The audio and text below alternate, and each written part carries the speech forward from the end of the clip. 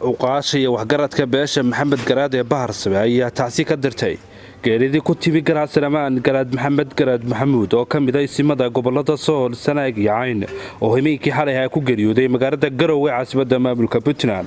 uqaashiya waxgaradka beesha baharsame waxay tacsi gaar ah u direen ehelkii iyo qoyskii iyo asxaabtii uu ka geeriyooday iyo guud ahaan bulshada Soomaaliyeed ee ka baxay garaadku waxaana ka mid ah hadaladooda.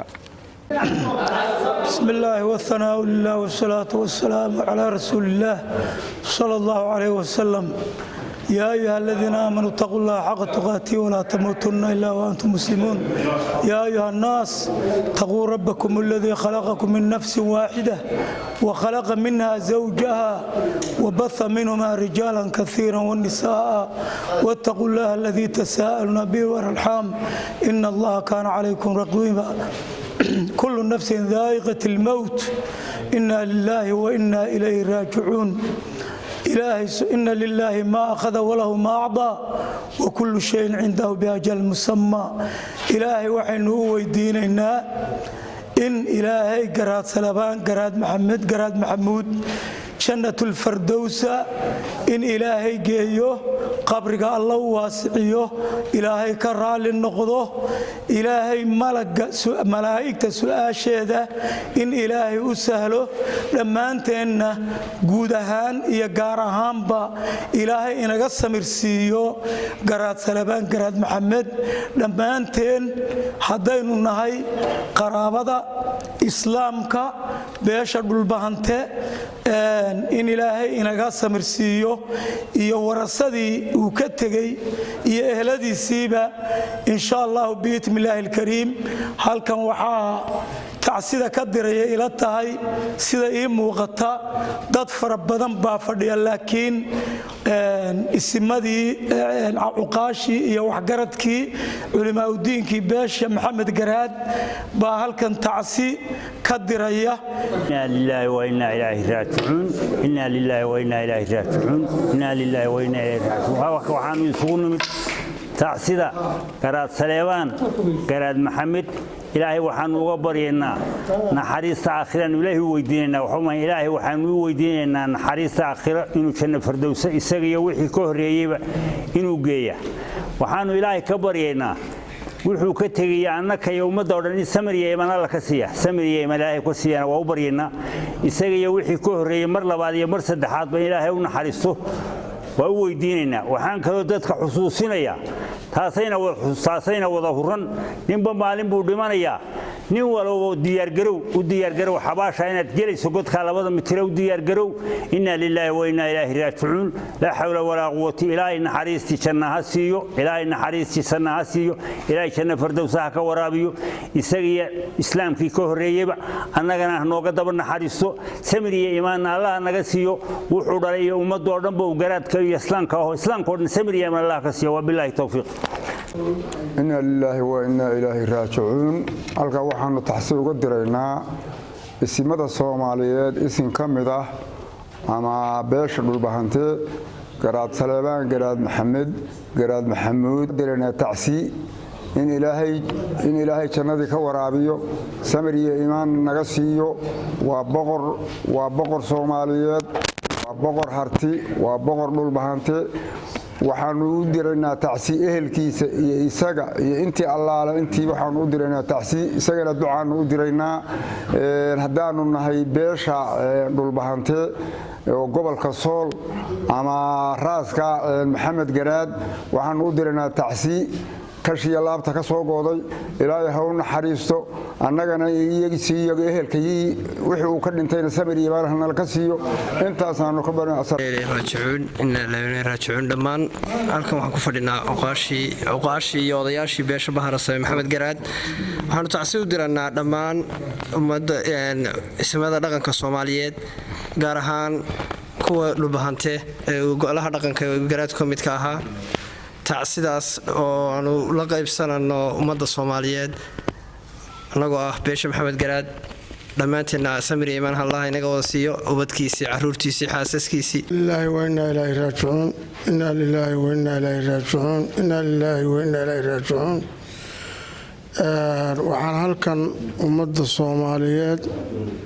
iyo dadka islaamka iyo garaadada dhulbahante iyo beeshii uu ka soo jeeday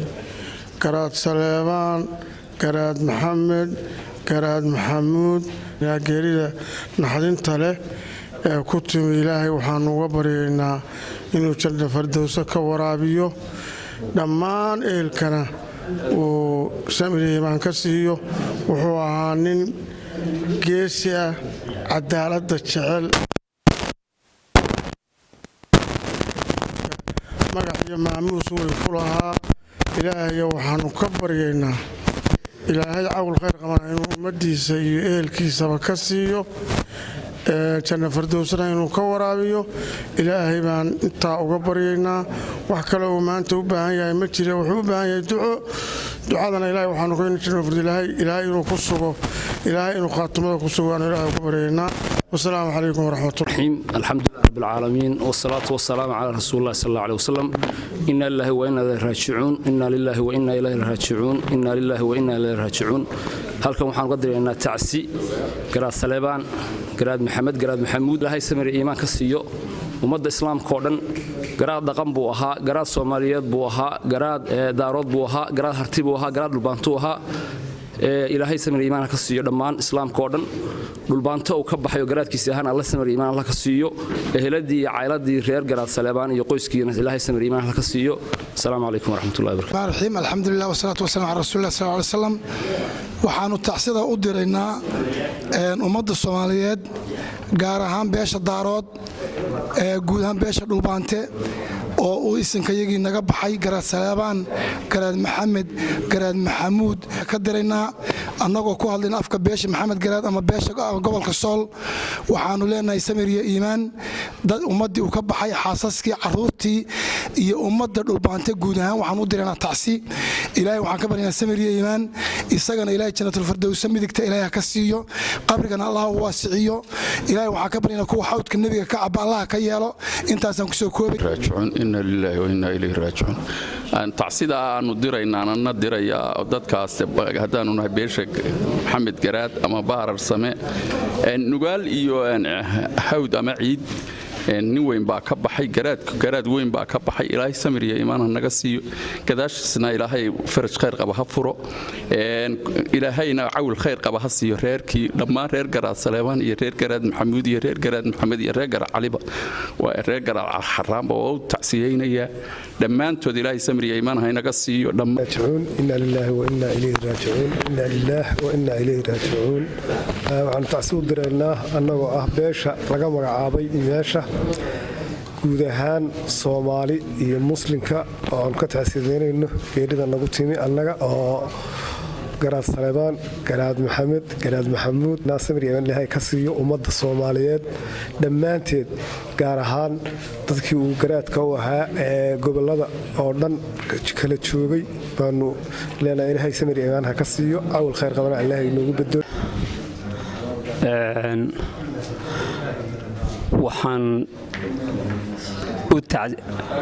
waxaan u tacsiyadeynaynaa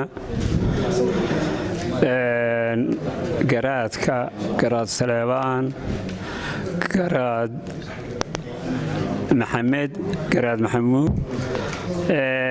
uu garaadka ka ahaa magac iyo maamuusna uu ku lahaa aad iyo aad ayaanu ugu tacsiyadeynaynaa qof kastana taasuun baa huran dilkaas u qoran halkan waxaanu ka tacsiyadeynaynaa geeridu waa xaq ku timi garaad Saleebaan garaad Maxamed garaad Maxamuud waxaan uga tacsiyadeynaynaa madax dhaqameedka Soomaaliyeed oo dhan ismo iyo madax dhaqameed haday tahay waan uga tacsiyadeynaynaa waxaan kale uga tacsiyadeynaynaa intuu garaadka u ahaa soo garaad Soomaaliyeed ahaa gaar ahaan gobolada Sool Sanaag iyo Cayn ummadda ku dhaqan waan uga tacsiyadeynaynaa waxaan uga tacsiyadeynaynaa qoyskii reer garaad dhammaantii waan uga tacsiyadeynaynaa inta gobolada inta degto dhan uga tacsiyadeynaynaa ummadda islaamkaba waxaan leenahay inna lillahi wa inna ilaihi raaji'uun habeen wanaagsan buu go'ay وأهل الجنة وعلاماتك أهل الجنة لو قرت قفك معها قواه waxaan rajaynaynaa inuu ilaahay jannadiisa ugu deeqo baan ilaahay uga baryaynaa garaadku wuxuu ahaa garaad ku caanbaxay nabadda iyo islaaxa islaamka darisyada iyo meesha colaado ka jirtaba u gurman jiray buu ahaa waxa weeye ilaahay waxaan uga baryaynaa in awlaadii iyo reer garaad iyo ummadaba uu garaadku ahaaba samir iimaan ilaahay ka siiyo inaga wada siiyo ilaahay uu naxariistaan leenahay waa la wada dhimanaya kullu nafsin daa'iqatu lil mawt